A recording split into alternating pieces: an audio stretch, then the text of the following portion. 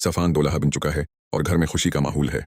सब लोग शादी की रसूमात शुरू करने के लिए तैयार होते हैं। एक तरफ से कहा जाता है, तुम्हारा भाई दौल्हा बना हुआ है, अब रस्म शुरू करते हैं। अरीशा भी आती होगी, लेकिन किसी को अंदाजा नहीं होता कि अरीशा की गैर मौजूदगी आने वाले वक्त में इतना बड़ा मसला बनने वाली है। सफान की शादी के दिन ही क्या ऐसा राज सामने आने वाला है जो सबके होश उड़ा देगा?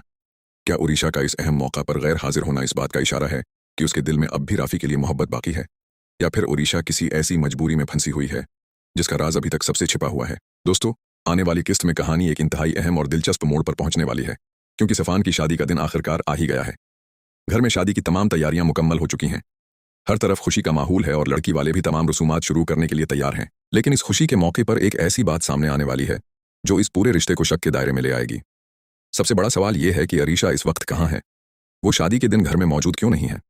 आखिर ऐसी क्या वजह है कि वो सफान की शादी के मौके पर सबसे दौर है? दूसरी तरफ उर्सलान जेशा से ऐसी बात कह देता है जिसे सुनकर जेशा गुस्से में आ जाती है। उर्सलान जेशा से कहता है, जिस शख्स को तुम अपना शौहर बनाना चाहती थी वो अब किसी और का होने वाला है। उर्सलान की यह बात सुनकर जेशा गुस्से में जवाब देती है, तुम बहुत बदतमीज हो, तुम्हें शर्म आनी चाहिए। किसी के इतने बड़े दिन पर ऐसी बातें करना बिल्कुल मुनासिब नहीं है। लेकिन उर्सलान की बात जेशा के दिल में एक बार फिर कई सवाल पैदा कर देती है। वो जानती है कि सफान अब उसकी जिंदगी का हिस्सा बनने जा रहा है, मगर अरीशा की गैर मौजूदगी ने हालात को मजीद पेचीदा कर दिया है। जेशा के दिल में ये खौफ भी पैदा होने लगता है कि कहीं अरीशा की गैर मौजूदगी के पीछे कोई ऐसी हकीकत तो नहीं जिससे वो सब बेखबर हैं। आखिर अगर अरीशा ने सफान को अपनी जिंदगी से निकाल दिया है तो फिर शादी के दिन उसका यूं गायब होना क्या मानी रखता है? इसी दौरान लड़की वाले कहते हैं कि अब तमाम रसूमात शुरू कर देनी चाहें, क्योंकि शादी का वक्त करीब आ चुका है और किसी के इंतजार में मजीद देर नहीं की जा सकती। लेकिन दिल्लान के दिल में अरीशा के हवाले से पहले ही एक शक मौजूद होता है। वो कहती है, मुझे अरीशा पर पहले ही शक था।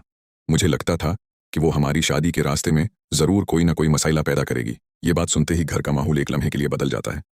सब एक दूसरे का चेहरा देखने लगते हैं, क्योंकि अरीशा की गैर मौजूदगी पहले ही सबके लिए एक सवाल बनी हुई होती है। अब देखना यह है कि क्या अरीशा वाकई सफान की शादी रोकने के लिए वापस आएगी, या फिर उसकी गैर मौजूदगी के पीछे कोई ऐसा राज छिपा हुआ है जो शादी की तमाम खुशियों को एक ही लम्हे में बर्बाद कर देगा।